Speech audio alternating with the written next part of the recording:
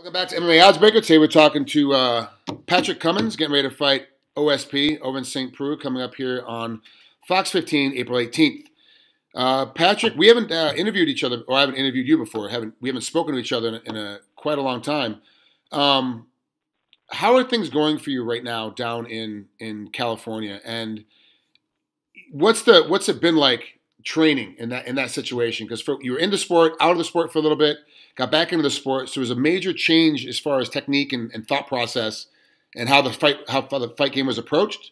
Did you feel kind of lost out of water a little bit when it first started? Or did you feel comfortable right away?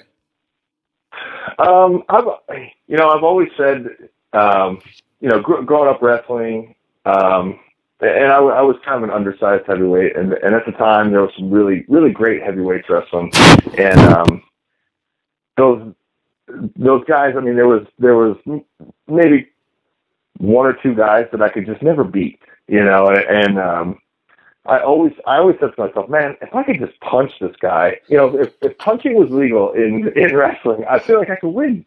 I might be able to get that advantage. So, I've always kind of thought about the MMA world. I obviously I didn't train it, all through college, all through my experience on the national team after school. I think that was about 5 years of wrestling after college. Yep. But yeah, once I slowly started getting into it, I realized, there were definitely some challenges. Things I've never done before. Striking, moving towards the punch, and things like that. It's not very natural. and unless you've been doing something like that for a long time, it's difficult to pick up, and it's frustrating. But I think at that point I was looking for a challenge. I was looking for something to interest me. I feel like I'd taken wrestling as far as I could possibly take it, and it was, it was starting to get boring. How many high crotches or single legs can you possibly hit in your lifetime, in a wrestling scenario? So I was ready for something new, a different challenge, and I don't think I really knew that I was ready for that challenge. I think the driving force behind that was that I knew I wasn't done competing, and this was the MMA was the next most obvious outlet for me, and like you said, I had to kind of uproot myself and move across the country to where I felt like I could get that training, get that experience, and be competitive in the sport. So it was different. It's funny. You say being competitive in a sport. Well, you're 7-1, so you're overly competitive. Your only loss is to DC, to Daniel Cormier on a short notice fight, and he had a lot more experience in fighting at that time, in MMA at that time, than you did. So the adjustment on paper looked like it was very, very easy. It looked like it was very simple for you to go from wrestling to all of a sudden jumping into MMA. Like it was just a very simple transition. But from the sound of it, from what you explained to me, it wasn't that easy. It wasn't that simple of just jumping in and shooting a single leg and then punching a guy in the face. What was the most? I think what a lot of people don't realize is what it takes to make that jump. Everybody sees you, on TV or whatever it is in the UFC or whatever organization you're fighting for. They see that and they say, "Oh wow, this guy, he's got 4 wins or 5 wins, and he's fighting so and so." It's easy to see that part of it, see the paper side of it, but it was such a struggle to get to that point where I'm finally in the UFC. It was ridiculous. I have a college education. I've been competing and excelling in wrestling for a long time, and it's just the sport of MMA in the minor leagues, if you will, is like it's a very different world. If a guy doesn't want to fight you, he just says no. Yeah. I grew up wrestling, and you enter a tournament, you see who's in your bracket, and eventually you're gonna meet all those guys. So it's a very different mentality, and it was such a struggle just getting fights and building that record. It took me, I averaged a fight a year for 4 years, and that was my record going into my UFC debut. Yeah. And that's got to be a little disheartening, especially from a guy that's used to getting 50, 60 matches a year as a wrestler. To all of a sudden one match a year, like that doesn't make any sense. I mean, especially when I came into it thinking I'm not done competing yet. I want to go compete, and here I am competing once a year for 4 years. Like just kind of thinking, man, maybe this isn't right for me.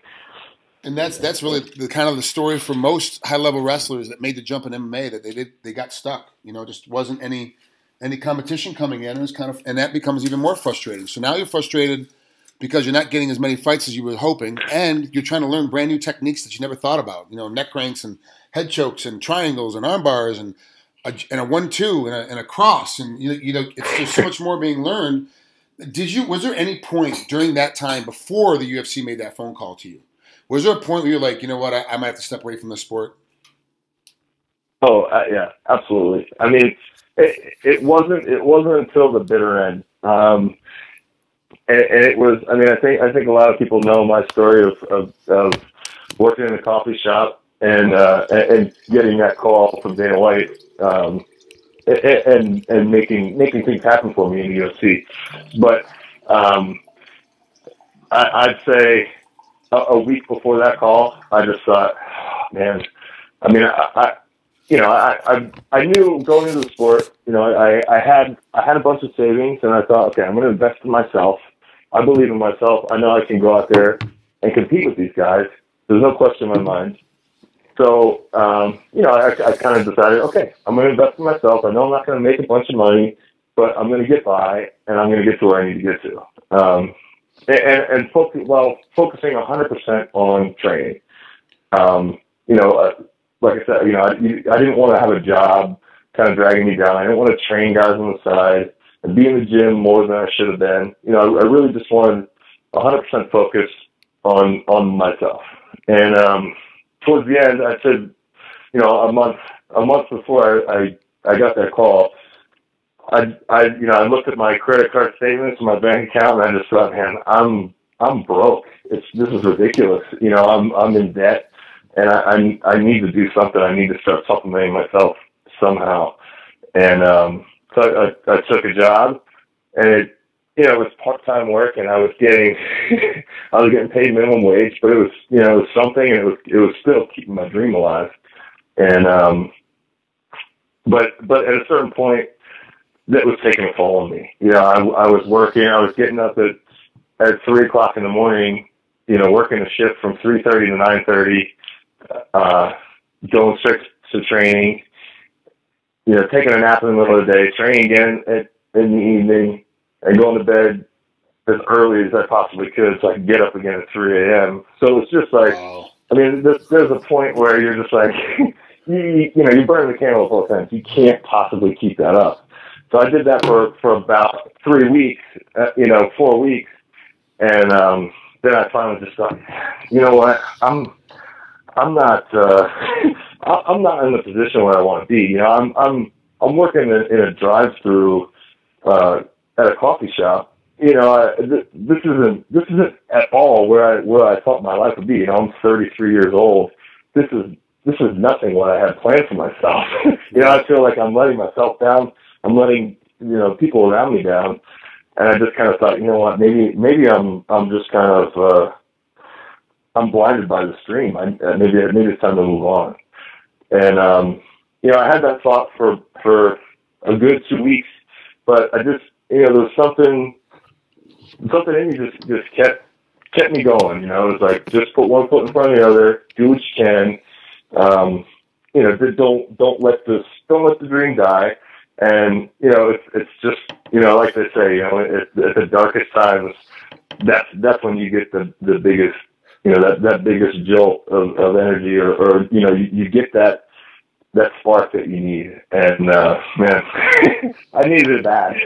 And it came in the it was a different situation. Obviously my call to the UFC was against a top 5 guy on 9 days notice. But you know what? I was in a position where I said, absolutely. There's no other option for me. And and a lot of people say, "Oh man, you just took that fight to just to get yourself out there and make it, and get your career going." But I took that fight 100% thinking I can win, and just believing in myself. Well, maybe that fight didn't go right for you, but the next three have. Between Navarez, Kingsbury, and Carlos Jr., you kind of ran your way through it a little bit. You've been beating guys up pretty well. Now with OSP, this is the first time you're going to face a guy that's big, super strong, really athletic, and throws kicks and punches from strange angles and weird angles. Is kind of a raw athlete, like a raw puncher, but not really. It's like it's honed into him a little bit. What's the biggest? What's OSP's biggest attribute that you see right now? I think his athletic ability is his biggest attribute, and obviously his body type. I think he's very long, and athletic. He can move well, and like you said, he throws awkward kicks and punches. So I respect him as an opponent, and but at the same time, in my head, when this fight came about, all I could think of was, this is a great matchup for me. This is the fight that I want. I want to come in here and make a statement, and kind of show people that, hey, I do belong in this, in the higher ranks of the light heavyweight division. That first fight was just kind of a fluke. And I think, I really want to put that in people's head, like, hey, this guy's legit. He's here to fight, and he's a contender. And really, with a one win over OSP, all of a sudden you are in contendership. You're all of a sudden you're one of those guys they're going to be talking about at the weight class. Where do you think it pushes you though? Does it push you? A win over? Where do you think the rankings will come out next? The week after the fight, after you beat OSP. Where do you think they're going to put you? Honestly, that's not really. That's not really what my thought process is. I'm just thinking I'm climbing the ladder, and some people say, "Oh man, it's great. You're ranked in the top 15. That's awesome. Top 15 guys in the world. That's great." I've never really thought of it that way. I'm not satisfied until I'm where I want to be. My goal is to be the champion and to be the absolute best that I can be. And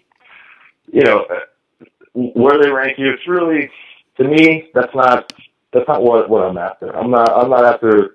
I don't want to look back 10 years from now and say, oh yeah, one time I was ranked in the top 5 of the light heavyweight in the UFC.